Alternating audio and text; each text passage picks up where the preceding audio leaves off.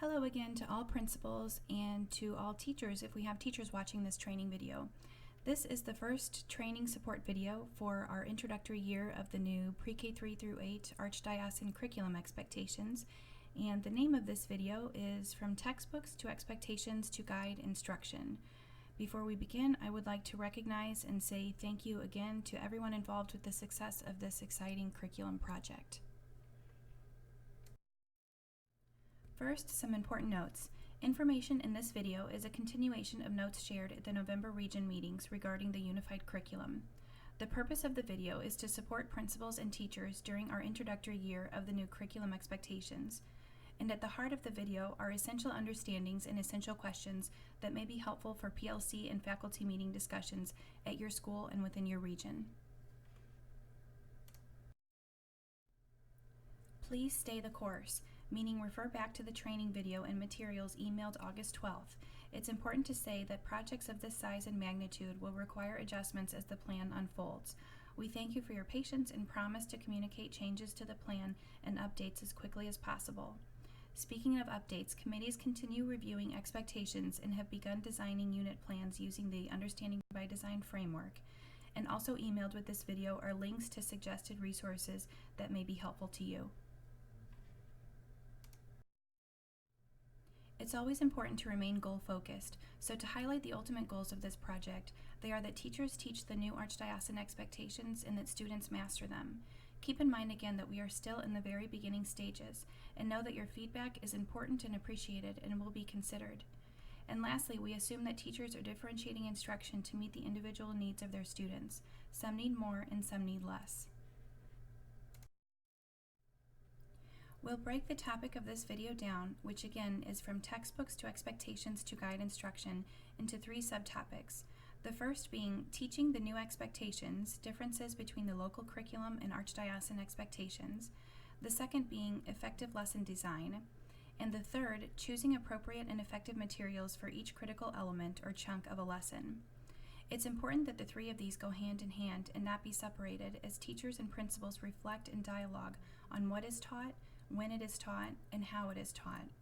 The next slides have essential understandings and essential questions for each of these areas that may be helpful for PLC and faculty meetings focused on curriculum.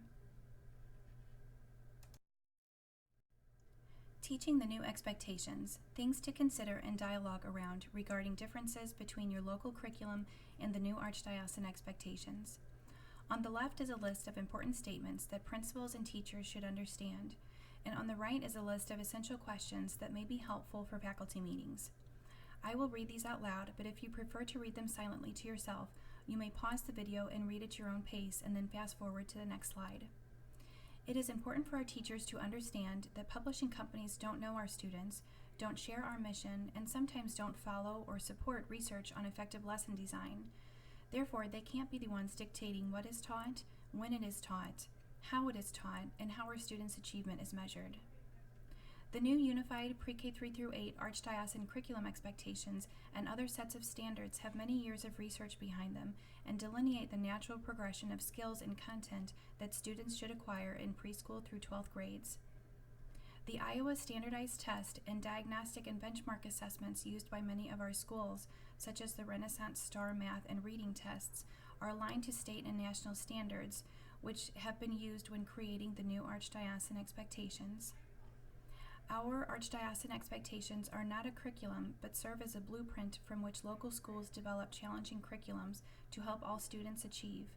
Expectations are meant to be broken down for students into achievable unit, lesson, and daily objectives.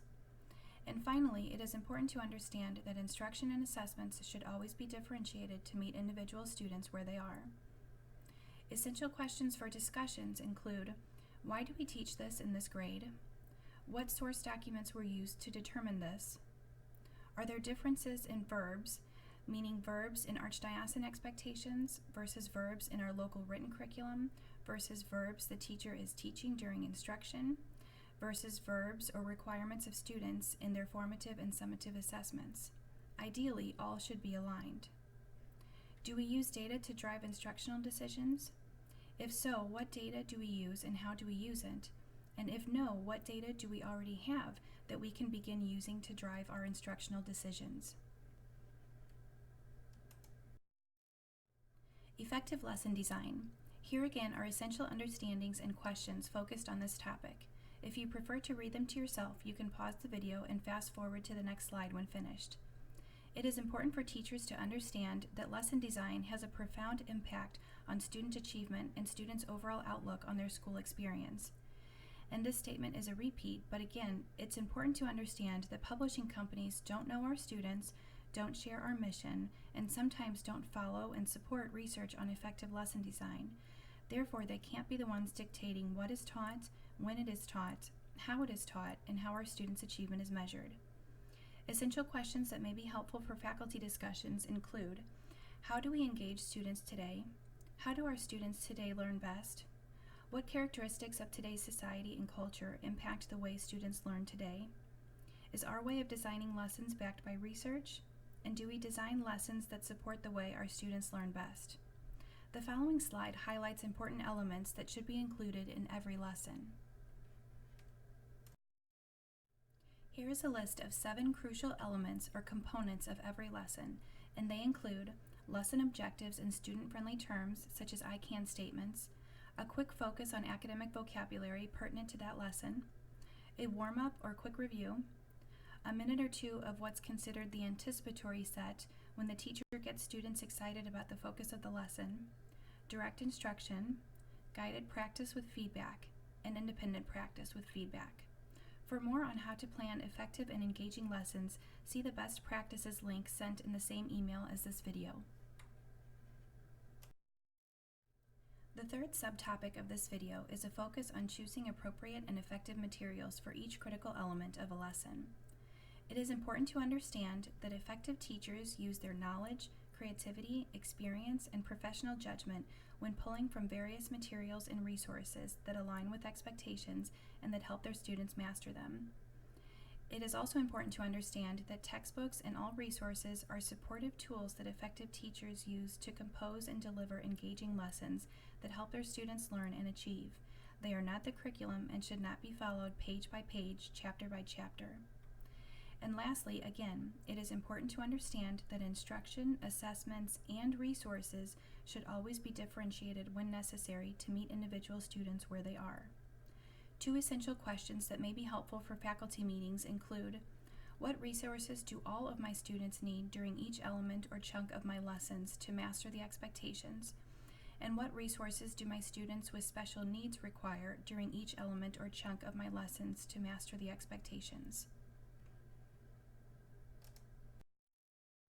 Questions or feedback?